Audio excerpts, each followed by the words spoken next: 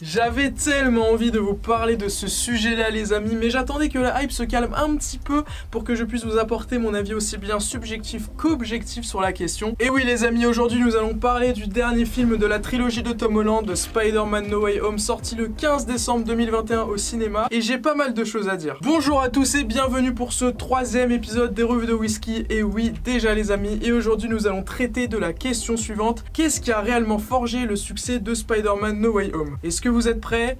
C'est parti.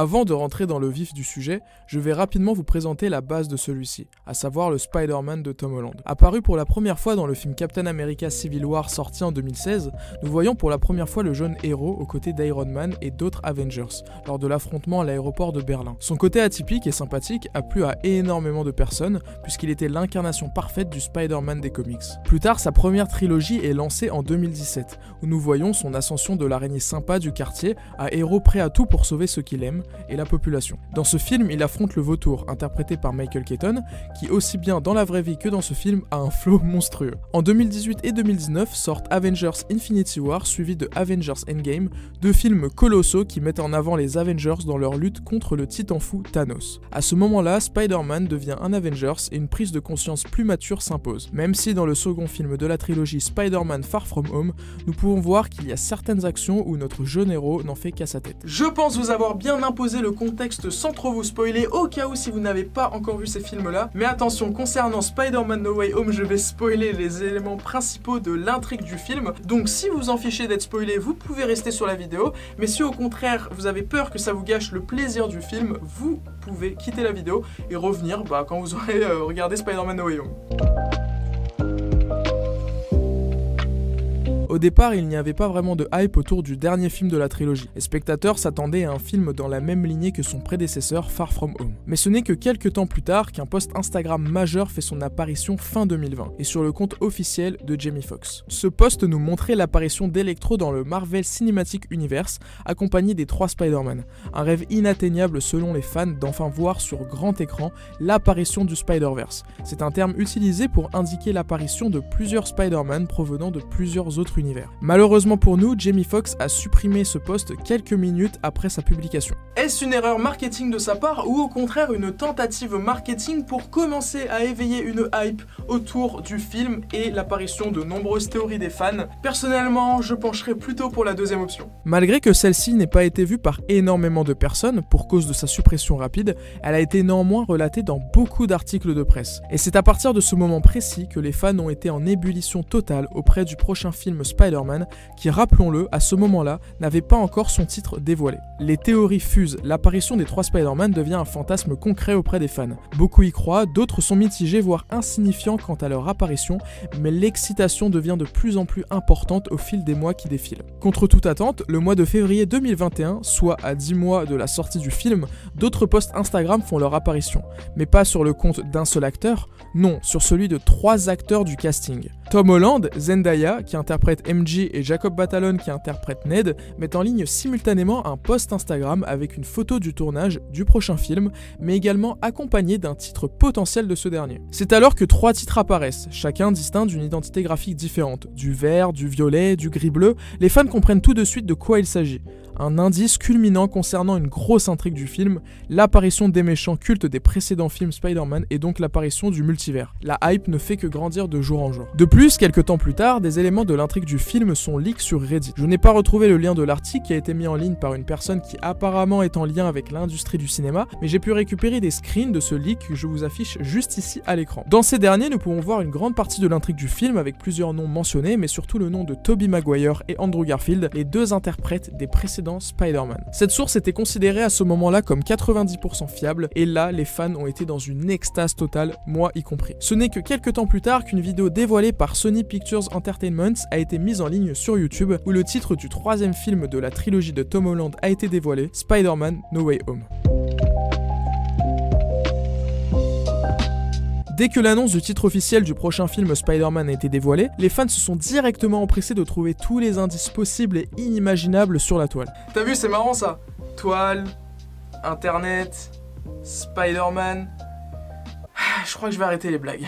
En prenant en compte le leak de Reddit et tout ce qui a déjà été dévoilé, beaucoup de vidéos théories, de faux leaks, de faux montages ont vu le jour sur YouTube, histoire d'attiser de plus en plus fort une hype déjà bien présente. Et ça a réussi, et c'est bien ce que Sony cherchait. 4 mois avant la sortie du film, un leak en très mauvaise qualité a été dévoilé, où nous voyons les méchants cultes des anciens films apparaître, Dr Octopus, le Bouffon Vert et Electro. Un leak apparemment involontaire mais qui a finalement satisfait les fans, malgré une qualité de vidéo médiocre. Quelques jours après, sort le premier trailer officiel de Spider-Man No Way Home qui a eu un succès colossal. 82 millions de vues comptabilisées à l'heure actuelle, ce qui en fait un des trailers les plus visionnés au monde. Ce trailer a confirmé tout ce qui se disait depuis le début de la hype autour du film. Le multivers, les ennemis des anciens films Spider-Man, Doctor Strange, quoique pas tout. Aucune annonce sur l'arrivée du Spider-Verse. C'est alors que les fans ont analysé une nouvelle fois chaque élément du trailer, chaque photo, chaque spot TV qui circulait sur internet, jusqu'à un leak officiel où nous apercevons tout d'abord le Spider-Man d'Andrew Garfield posé sur un échafaudage, où bon nombre de personnes ont crié au photomontage, tellement que pour eux c'était impensable, mais personnellement je croyais à leur arrivée. Et là, une photo où nous voyons les 3 Spider-Man réunis encore une fois sur un échafaudage, qui a été leak par la même source que le trailer en mauvaise qualité. Et alors là, je ne saurais pas vous définir comment les fans ont réagi, ils étaient tous en ébullition extrême, moi y compris, même si certains étaient encore dissuasifs face à l'arrivée du Spider-Verse dans le MCU. Encore un peu plus tard, le second trailer arrive, qui pareil a ravi les fans. C'est alors qu'une semaine avant la sortie du film, Sony et Marvel ont abattu leur dernière carte en leakant une OST officielle du film. Bon, en vrai, ce n'est pas vraiment Sony et Marvel, mais plutôt une source indirecte qui a publié cette soundtrack, mais qui, quelques minutes après, a été strike par les deux studios, comme si c'était pour cacher quelque chose. Mais une fois mise en ligne, la vidéo a été rediffusée par beaucoup de monde et impossible pour les deux studios de contrôler tout ceci manuellement. Et cette vidéo nous faisait entendre les thèmes officiels du Spider-Man d'Andrew Garfield et de Tobey Maguire. Multiverse confirmé donc. Et après déduction, il s'agissait au final d'une dernière stratégie marketing pour attirer le plus de monde possible dans les salles. Résultat, le 15 décembre sort Spider-Man No Way Home, un succès colossal qui a engendré énormément d'entrées lors de sa première journée en salle. Un succès aussi conséquent que Avengers Endgame, voire plus. Les spectateurs, fans ou non, se sont tous réunis pour célébrer la sortie de leur film tant attendu. Ils voulaient voir leurs héros et super vilains favoris au grand écran. Mais alors, est-ce que les 3 Spider-Man sont finalement dans ce film? La réponse est oui. Après plus d'1 an d'attente pour certains, ils ont enfin leur réponse et nous étions tous comblés devant ce film. Entre joie, pleurs, rage et exaltation, le film a ravi le cœur de nombreux fans, même s'il n'est pas exempt de défauts, il a rempli sa principale tâche. Combler les fans parce que ce film est avant tout concentré autour du fanservice et des références, mais également sur la mise en place du multivers. Aujourd'hui, Spider-Man No Way Home est le 8e film le plus rentable au monde avec plus de 1,5 milliard de dollars récoltés au box-office. Rappelons que le film n'a pas été diffusé en Chine pour cause de conflits avec les États-Unis et la crise sanitaire a également impacté le nombre d'entrées en salle. Sans tout ceci, il aurait sans aucun doute dépassé le record détenu par Avengers Endgame avec plus de 2,7 milliards de dollars au box-office. Après un tel succès, nous sommes en mesure de nous demander comment Sony et Marvel peuvent encore une nouvelle fois exploser un tel record. Nous l'avons compris, la carte maîtresse actuelle des studios est la découverte plus accentuée du multivers. 2 prochains films arrivent très bientôt et ces derniers approfondiront davantage le sujet. Morbius, initialement prévu pour janvier 2022 mais qui a été repoussé pour le mois d'avril pour cause de la crise sanitaire ainsi que de reshots prévus de certaines scènes du film. Mais également Doctor Strange 2 The Multiverse of Madness, prévu pour le mois de mai, qui sera concentré intégralement sur l'exploration et l'exploitation du multivers. Un film très attendu par le grand public encore une fois, mais est-ce qu'il parviendra à battre le record de Spider-Man No Way Home? Nous le saurons dans quelques temps. De plus, l'interprète du Spider-Man du MCU Tom Holland a de nouveau signé pour 3 prochains films Spider-Man qui seront à mon sens très différents de ce que nous avons pu voir jusqu'à présent étant donné la fin de Spider-Man No Way Home. Également, Andrew Garfield a annoncé qu'il serait prêt de nouveau à reprendre son rôle de Spider-Man si le projet qu'on lui proposait était concret. Peut-être l'arrivée d'un The Amazing Spider-Man 3, qui sait. En tout cas, les fans sont au rendez-vous et ont lancé sur Twitter le hashtag